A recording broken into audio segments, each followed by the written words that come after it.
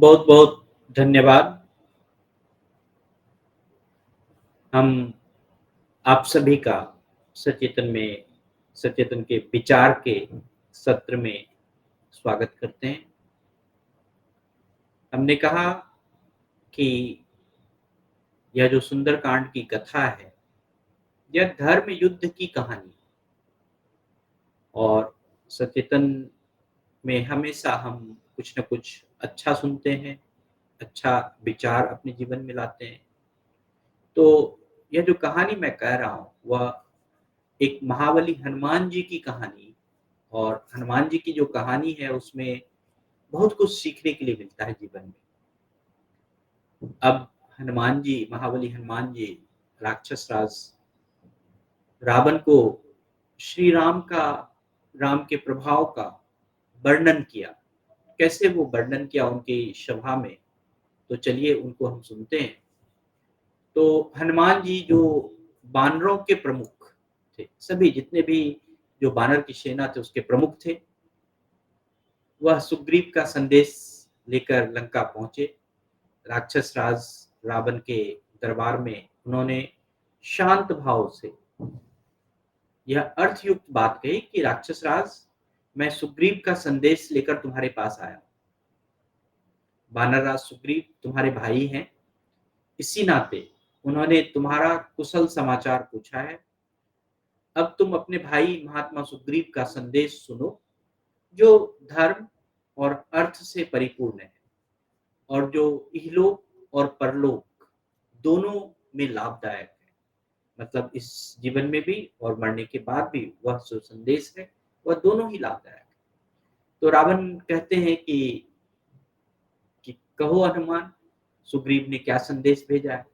तो हनुमान जी ने कहा कि दशरथ नाम के प्रसिद्ध एक राजा हैं थे, और उन्हीं के वो अपने थे और पिता की ही भांति जो है प्रजा की हितैषी, इंद्र के समान तेजस्वी और रथ, हाथी, घोड़े आदि से संपन्न थे। और उनके जो परम प्रिय ज्येष्ठ पुत्र, महातेजस्वी, प्रभावशाली, महाबाहु श्री रामचंद्र जी पिता की आज्ञा से धर्म मार्ग का आश्रय लेकर अपनी पत्नी सीता और भाई लक्ष्मण के साथ दंडकारण्य में गए थे। तो हनुमान जी उसको पूरा कहानी सुनाते हैं कि कहाँ से कथा शुरू हुई है। तो पहले वो दशरथ के बारे में बताया, फिर उन्होंने बताया कि कैसे अ, भगवान राम, सीता और लक्ष्मण जो है दंडकारण्य पहुंचे। हनुमान जी ने रावण को श्री राम की शक्ति का जो है, उनके धैर्य की बातें बताई। उन्होंने समझाया कि सीता जो है वह विदेह देश के राजा महात्मा जनक की पुत्री है और श्री राम उन्हें खोजते हुए ऋष्यमुख पर्वत पर आए थे, जहां पर सुग्रीव से उनकी मुलाकात हुई थी। तो हनुमान जी ने कहा कि सुग्रीव ने श्री राम से सीता जी को ढूंढने और ढूंढ के निकालने की प्रतिज्ञा मांगी, और दोनों की जो मित्रता थी इसी बात पर थी कि सीता जी की खोज करनी है। और श्री राम ने सुग्रीव के बानरों का राज्य दिलाने का वचन दिया था। तो तत्पश्चात क्या हुआ कि श्री राम ने युद्ध में बाली को मारा और सुग्रीव को किष्किंधा का राजा बना दिया। और इस समय जो है सुग्रीव बानर और भालुओं का स्वामी है। तो उन्होंने बताया कैसे कैसे युद्ध हुआ, कैसे दोनों में मैत्री हुई। तो हनुमान जी ने बताया कि किस प्रकार सुग्रीव जो है वो बानर को चारों दिशाओं में भेजा है ताकि वो सीता जी की खोज कर सके। हनुमान जी कहते हैं कि मैं तो वायु देवता का पुत्र हूँ और सीता का पता लगाने तुमसे मिलने के लिए यहाँ पर 100 योजन विस्तृत जो समुद्र है उसको लांग कर तीव्र गति से यहाँ आया हूँ। और घूमते घूमते तुम्हारे अंतःपुर में मैंने जनक नंदनी सीता को देखा है। तो रावण ने कहा कि ओहो, तुम सीता को देखने आए हो। तो हनुमान जी कहते हैं कि महामते, तुम धैर्य और अर्थ के तत्व को जानते हो। तुम धैर्य क्या होता है, अर्थ क्या होता है, उन सब को जानते हो, उचित रूप से जानते हो। रावण, तुम बहुत ही ज्ञानी हो, तो तुम्हें सब चीज का पता है। तुम्हें यह भी पता होना चाहिए कि दूसरे की स्त्री को अपने घर में रोक कर रखना तुम्हारे लिए ये कदाचित उचित नहीं है, धर्म के विरुद्ध कार्य है, बहुत से अनर्थ भरे भरे कार्य है ये। और वो जो भी ये करता है, जो भी ऐसा काम करता है, वो जड़-मूल से इस प्रकार से नष्ट हो जाता है। तो यह जो हनुमान जी की जो यहाँ एक सीख है, ये बहुत अच्छी सीख है कि पराई स्त्री को अगर आप अपने घर में रखते हैं, तो आपका क्या होता है कि संपूर्ण नाश हो जाता है। यह धर्म के विरुद्ध है। आप हर एक कथा में, हर एक दिन कोई न कोई धर्म से संबंधित बात आप समझे होंगे कि क्या हमारा धर्म वही है, जो जीवन को सही रास्ते पर ले जाता है। और हनुमान जी ने जो बातें रावण को कही, उनको सुनने में अच्छा नहीं लगा। लेकिन हनुमान जी ने रावण को पूरी तरह से समझाने का प्रयास किया था, प्रयास रखा भी। हनुमान जी ने कहा कि देवताओं, असुर और सब में ऐसा कोई भी वीर नहीं है, जो श्री रामचंद्र जी के क्रोध के पश्चात लक्ष्मण के छोड़े हुए बाणों के सामने ठहर सके।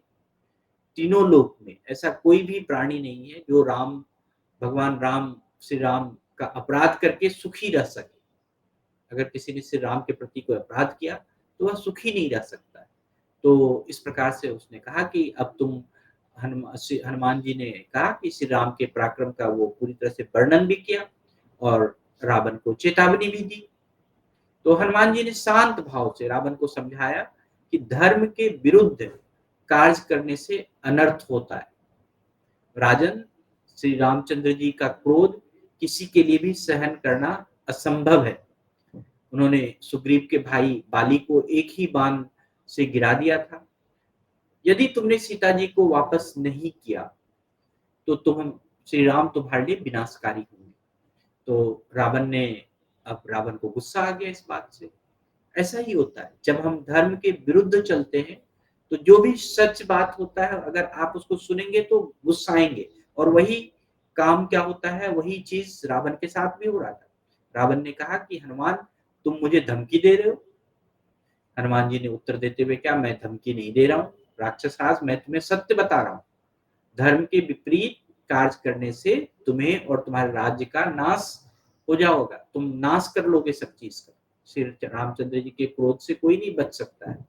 हनुमान जी ने रावण को बताया कि किस प्रकार श्री रामचंद्र जी ने अपनी प्रतिज्ञाओं को निभाया है और कैसे कैसे उन्होंने बानर की सहायता से अपने उद्देश्य को पूरा किया है।